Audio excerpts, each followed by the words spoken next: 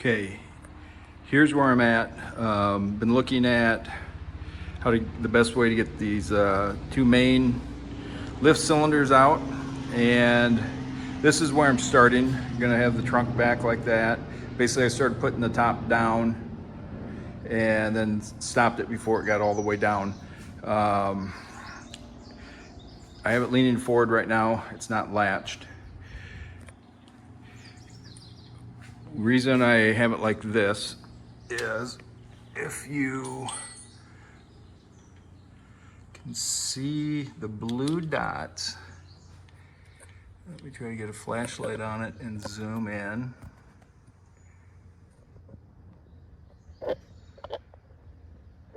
That blue dot right there, that is the head, or the head of the pin going through the head of the cylinder. Put some blue tape on it. So, I was moving the roof manually back and forth, just seeing where it could get clearance, and it looks like this is the only way where you can get clearance.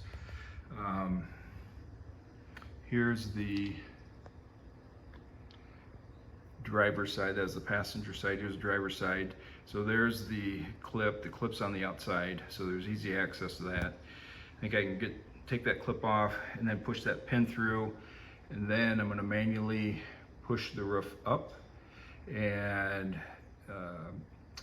leave it in a position that's halfway up, or halfway closed, I guess, all the way up. And then I think I can get the pins out of the bottom of the cylinder. So more to come. I went ahead and put the trunk in assembly mode just to give me more room to work with underneath there. If you don't know how to do that, Mr. Marco in his video shows you.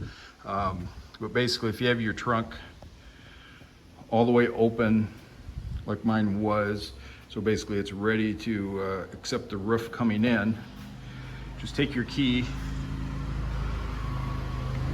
put your key in, turn it like a quarter turn, and then just lift or click your latch and it will release and pop up. Okay, I got the pin out on the passenger side right there. I did have to use pliers and a screwdriver to get it freed up, but just enough clearance to get it out. I have both pins out of the top of the cylinder. Now I'm looking at the bottom of the cylinder, and I don't think I'm gonna have to raise my roof. I can get this pin and clip off here, and this base of the cylinder, it isn't changing when I raise the roof up or anything. It's just basically staying there, and I'm assuming there must be enough clearance to get that pin off, and I might have to push against this plastic housing that's in here, protecting the windows a little bit. But that's my next step. Get that pin out of there, then that will free up that main lift cylinder. One other thing, I did end up putting the roof up in that position. Just gave me a little bit more room to work with, more headroom, a little more shoulder room. What I did, I just took a 2x4, notched it out on this end to rest the hood into it. It is wanting to fall forward, and then notched this out just to go around the weather trim here to hold that up. So that was pretty easy. Just use the jigsaw and cut that out. So I got the pin out of the base of the cylinder. I did have to, there's this black housing here, plastic housing, that fits in between all the gear mechanisms and the window. I did have to just pull that up on the back side to give me enough room so I could push against this to get that depressed to give enough room. When this was down in place, it was too tight. I couldn't get it out. So don't know if I was doing something wrong or not, but looks that just fits underneath there. So not a big deal. Be able to put that back. I have both all the pins out of the cylinders now. I put the roof back down just for safety reasons. I was able to pull this cylinder out sitting right there. Basically, I just reached in and grabbed a hold of the ram and just pulled it down. It just came right out. It was real simple. So I'm gonna do the same for the other one, and we'll work on getting these lines pulled out and the new cylinder in to get the new lines hooked up to the pump and get the cylinders back in. Okay, this is the driver's side cylinder, and the hose numbers are 51 and 41. I'm not gonna do anything with hooking the twine up because these are just so close. There's not a need to fish them through. Check the numbers on the passenger side pump or cylinder. Looks like 52 and 42. Yep, 52 and 42. So I'm gonna go find those hoses where they're in the pump, and I'll loosen up the plate. I'm assuming they're in the same area. Loosen up the plate and pull those out and get these new cylinders put in. Getting ready to unhook the lines for the main lift cylinders. There's 42, there's 41, there's 52, and this one is 51. So those are the those four right there. First four. One with the dark fittings on them. Those are the four I need to remove. And again, to do that, I'll loosen up these bolts that are in here. Move some of these heads around. It's got 4 bolts. Loosen up, slide that plate back, pull the hoses out, put the new ones in. Okay, I got both pins in the bottom of the main lift cylinders. One thing to note with the pins, the diameter of the pin is, for the base of the cylinder, is a little bit smaller than for the head of the cylinder. So you want to keep those pins straight. They'll only go in one way.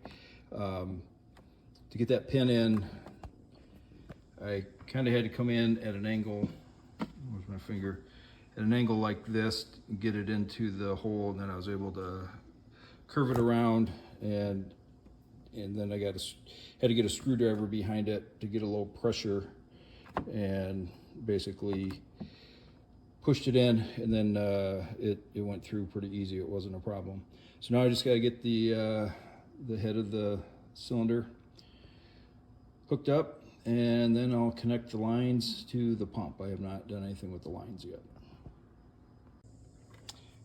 One thing I just want to point out on this main lift cylinder, on the head side, there's actually 2 supports that you got to go through. So the cylinder, I think, is going to go through here, and then you have this other frame mechanism that connects to the back window that also lines up. So that pin's going to have to go through all 3 of those, and the pin goes that way. The head's on the inside, the clip is on the outside. Okay, I got the driver's side main lift cylinder in. The hardest part about the whole thing was getting the little clip like this on the end of the pin. What I ended up having to do, use my left hand, so I was working on the driver's side. Had the pin in my left hand like this, put my fingers in there to separate it, and then I had to lean all the way in there, and I used my right hand. I had to take my right hand and take my thumb and put my thumb over the head of the pin. Otherwise it wanted to keep pushing out. I don't know if there's a better way to do that or not, but that's what I had to do, and I got it on there. Okay, I got the lines hooked back up and the pump put back in place. Got the electrical connectors connected. I haven't put the wire ties on all the hoses yet. I'm going to run a couple test cycles, make sure everything works okay, and then I'll start zipping down everything with wire ties. Put my trunk like this, which is basically in the position to receive the top. When it comes back down, the top isn't locked. I'm going to try to start and put the top down and see if it will go down, and then bring it back up, and do that several times. Okay, car seems to be operating okay. You got the top went down, and then I got it up. I'll take it back down now.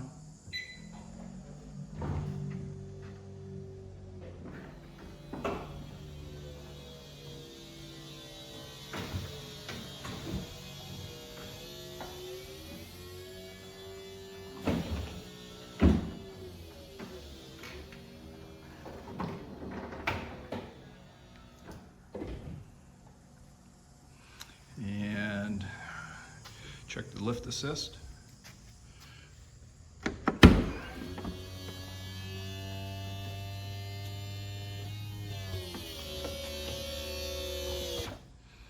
Lift assist is working.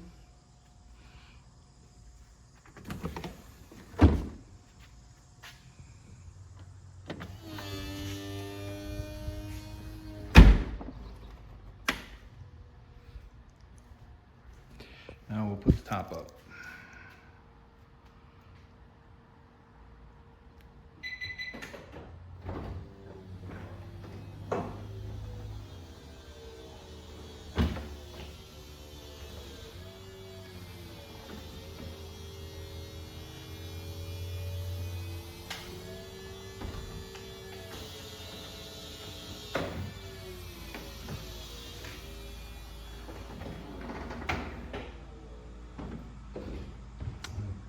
All right, looks like everything is working.